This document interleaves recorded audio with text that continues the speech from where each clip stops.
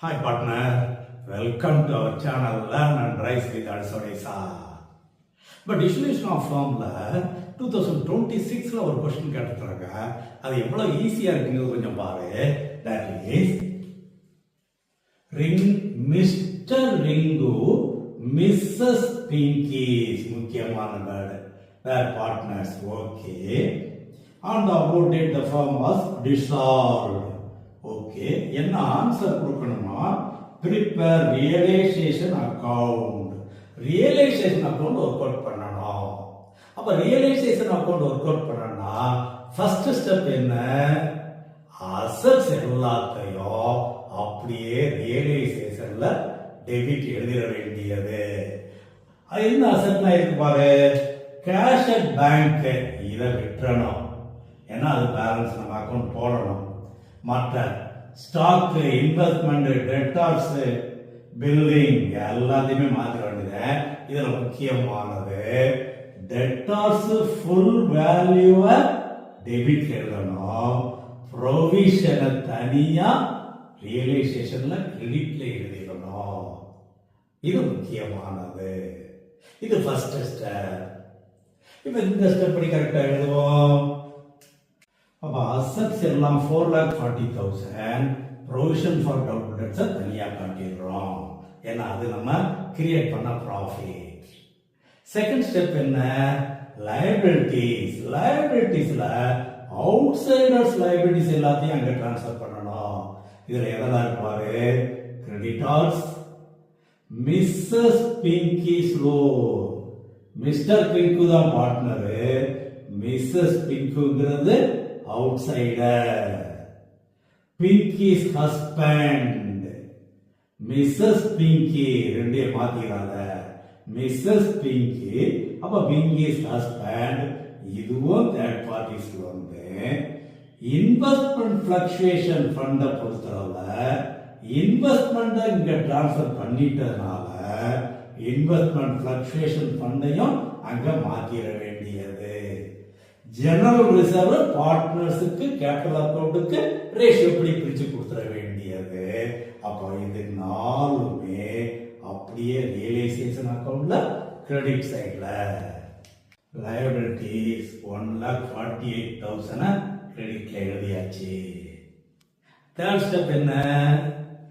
இந்த அசெட்ஸ் எல்லாம் ஒன்னு ரியலைஸ் வெளியே பணத்தை வாங்குவோம், இல்லைன்னா பார்ட்னர் யாராவது எடுத்துக்கிடுவாரு. அந்த மாதிரி என்ன சொல்றாங்க பாரு. Mister Rinku agreed to pay Mrs. Ringu's loan and took stock for 16,000. Stock 20,000 இருக்கு. மிஸ்ஸஸ் ரிங்குஸ் லோன் 20,000 இருக்கு. இப்ப என்ன சொல்றாரு பாரு. Mister Rinku agreed to pay missus Rinku's loan. 20,000 ரூபாய் நான் பே பண்ணிடுறேன் அப்படின்னு அக்ரி பண்ணிக்கிறாரு. டுக் ஸ்டாக் ஃபார் 16,000. ஸ்டாக் 20,000 இருக்கு, ஆனா அது 16,000 வேல்யூ எடுத்துக்கிறாரு.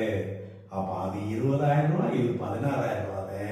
அப்ப ரெண்டையும் தனியா பிரிச்சு என்ட்ரி போட்டு ஃபர்ஸ்ட் லோனை பே பண்ண அவர் அக்செப்ட் பண்ணிட்டாரு. அத முதல்ல எழுதிடு. தட் இஸ் ரியலைசேஷன் அக்கவுண்ட்ல டெபிட் சைடுல டு ரிங்குஸ் கேபிட்டல் அக்கவுண்ட் எவ்வளவு?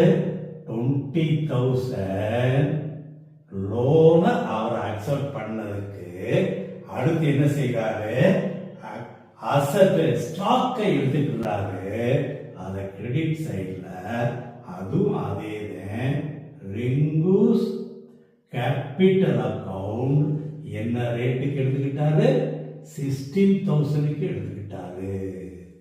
இது கவனமா செய்ய வேண்டியது. அடுத்த ஸ்டெப் என்ன பாரு.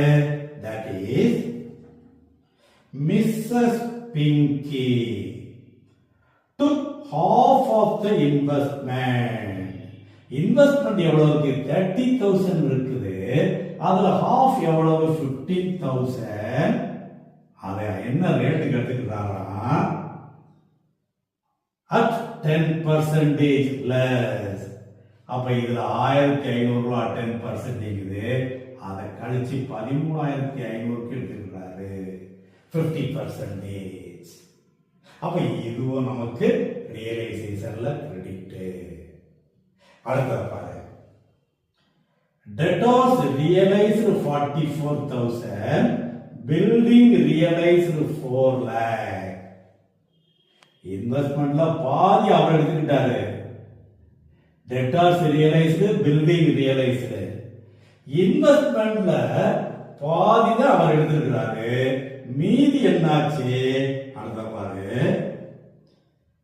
the remaining investments sold for 19,000.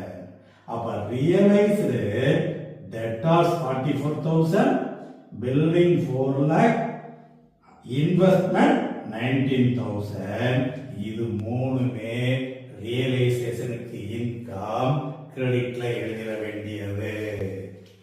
அப்போ 4 அசெட்ல ஒரு அசெட்ட ரிங் எடுத்துக்கிட்டாரு, மீதி 3 அசெட்ட ரியலைஸ் பண்ணியாச்சு. அடுத்த ஸ்டெப் என்ன? liabilities pay off. liabilities எதெல்லாம் கொடுக்க வேண்டியிருக்கு? கிரெடிட்டார்ஸ் இருக்கு. மிஸ்ஸஸ் ரிங்குஸ் லோன் முடிஞ்சிருச்சு, அவர் எடுத்துக்கிட்டாரு. பிங்கிஸ் ஹஸ்பண்ட் லோன் இருக்கு, இன்வெஸ்ட்மெண்ட் ஃபிளக்சுவேஷன் ஃபண்ட், இது நமக்கு ப்ராஃபிட், அது ரியலைசேஷன் ப்ராஃபிட்ல சேர்ந்துக்கிறோம். அப்ப அதையும் ஒன்றும் செய்ய வேண்டியதில்லை. இந்த ரெண்டுக்கு மட்டும் என்ன சொல்றாங்க பாரு, என்ன சொல்றாங்க? creditors were paid 5,000 less. creditors மொத்தம் கொடுக்க வேண்டியது 86,000, அவங்களுக்கு கொடுத்தாச்சு. எவ்வளவு கொடுத்தாச்சு? 5,000 குறையா கொடுத்திருக்கு. அப்ப டு கேஷ் creditors 81,000. அதுக்கு என்ன இருக்கு? பிங்கிஸ் ஹஸ்பண்ட் லோன் இருக்குது, அதுவும் third party loan. Husband loan எவ்வளவு? 30,000. அது சம்பந்தமா என்ன சொல்லி இருக்காங்க? அது சம்பந்தமா எந்த வேர்ட்ஸுமே இல்ல. எந்த வேர்ட்ஸுமே இல்லனா ஃபுல் அமௌண்ட்டும் கேஷ் அவருக்கு கொடுத்ததாக எழுதிடணும். அப்போ பிங்கிஸ் ஹஸ்பண்ட் லோன் எவ்வளவு? 30,000.